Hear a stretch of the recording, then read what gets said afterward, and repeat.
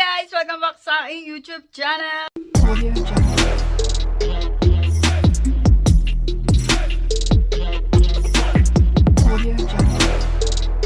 So for today's video, i-get ready natin yung aking balikbayan box kasi medyo dumadami na sila.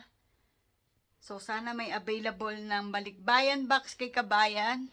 So I think kasya na sa 2 box o sa 1 box to.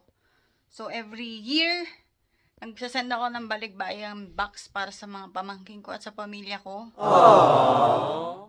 So pupunta tayo ngayon kay kabayan para bumili ng 2 balikbayan box. So let's go!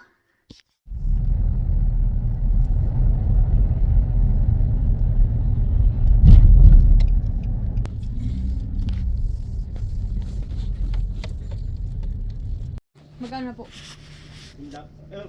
Yung box, dati $5, naging $10. Oh.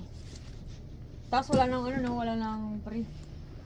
Dati may free na maliit na box. Sana mag-promo na naman sila. So that's it guys, nakakuha na tayo ng 2 balikbayan box. Galing kay Kuya Kabayan. So pero hindi pa namin nakakompleto yung box.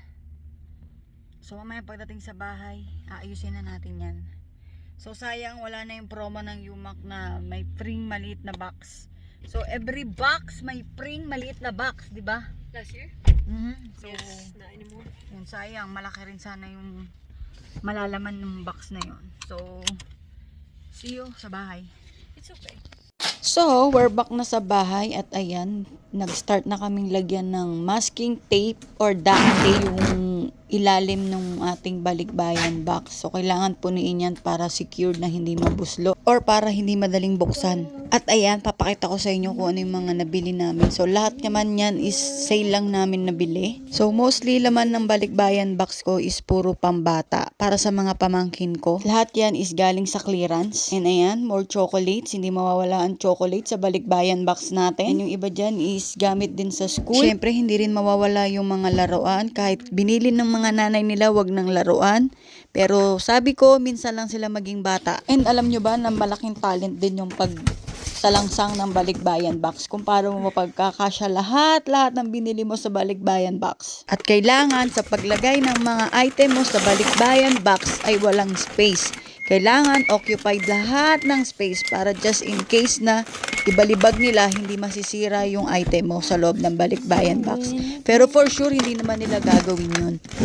So, ito na pala yung pangalawang beses na magpapabalikbayan box ako gamit ang Yumak. So, okay naman yung Yumak.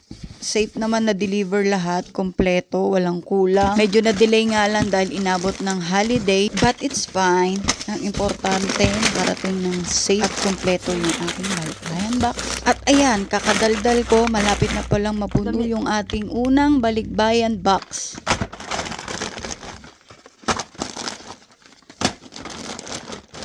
Yun, ready na yung ating first balikbayan box. Pwede na nating isara. So, kailangan natin ulit ng duct tape. So, pupunuin natin ulit iyan para secure na hindi ma-open.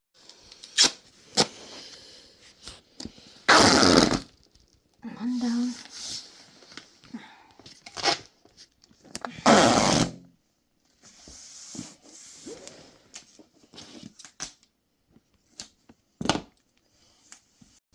So, that's it guys. Tapos na nating mailagay lahat nung laman nung balikbayan box ko na isisend ko na sa Pilipinas.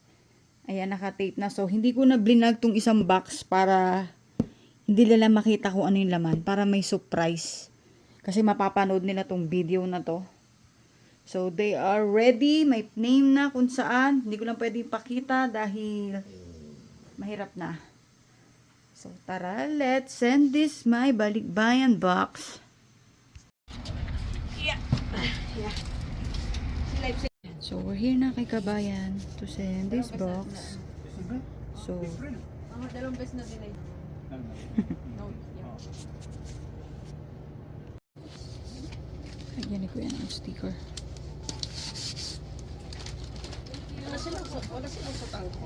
So, 2 months. Nasa Pilipinas na yan. Pwede lang pumasok dyan eh. tanghon? Nandun po yung kwan. So tangon yun.